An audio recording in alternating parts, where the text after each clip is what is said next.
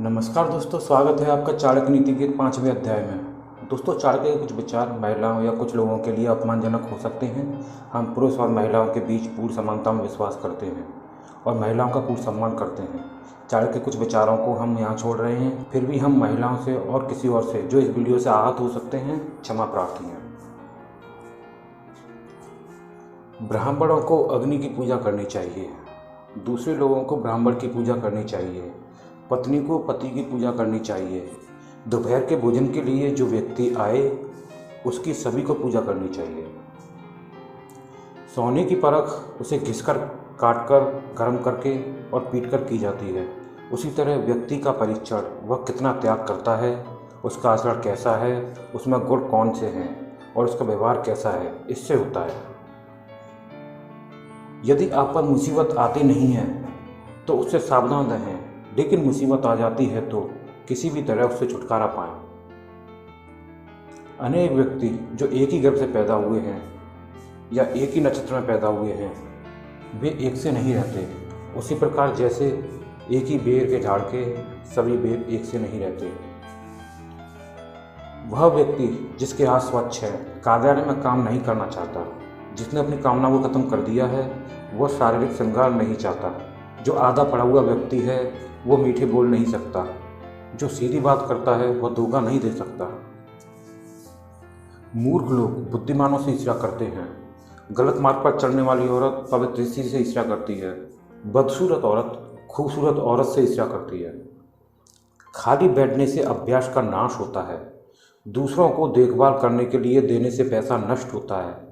गलत ढंग से बुवाई करने वाला किसान अपने बीजों का नाश करता है। यदि सेनापति नहीं है तो सेना का नाश होता है। धर्म की रक्षा पैसे से होती है। ज्ञान की रक्षा जमकर आजमाने से होती है। राजा से रक्षा उसकी बात मानने से होती है। घर की रक्षा एक दक्ष गृहिणी से होती है। जो वैदिक ज्ञान की निंदा करते हैं, शास्त्र संबंध जीवन शैली का मजाक उड़ाते हैं, शांतिपूर्ण स्वभाव के लोगों का मजाक उड़ाते हैं, बिना किसी आवश्यकता के दुख को प्राप्त होते हैं। दान गरीबी को खत्म करता है। अच्छा आचरण दुख को मिटाता है।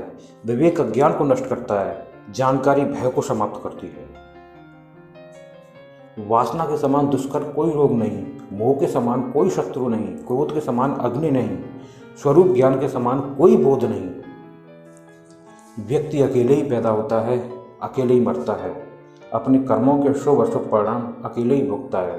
अकेले ही नरक में जाता है या स्वर्ग प्राप्त करता है।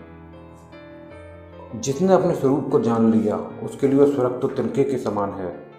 एक पराक्रमी योद्धा अपने जीवन को तुच्छ मानता है। जिसने अपनी कामना को जीत लिया उसके लिए स्त्री भोग का विषय नहीं। उसके लिए संपूर्ण ब्रह्मांड तुच्छ है, जिसके मन में कोई आसक्ति नहीं। जब आप सफर पर जाते हो तो विद्यार्जनी आपका मित्र है। घर में पत्नी मित्र है। बीमार होने पर दवा मित्र है। अर्जित पुण्य मृत्यु के बाद एकमात्र मित्र है। समुद्र में होने वाली वर्षा व्यर्थ है। जिसका पेट भरा हुआ है उसके लिए अन्न व्यर्थ है। पैसे वाले आदमी के लिए भेंट वस्तु का कोई मूल्य नहीं। दिन के समय जलता दिया व्यर्थ है।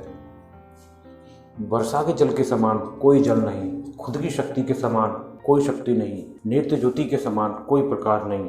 अन्न से बढ़कर कोई संपत्ति नहीं।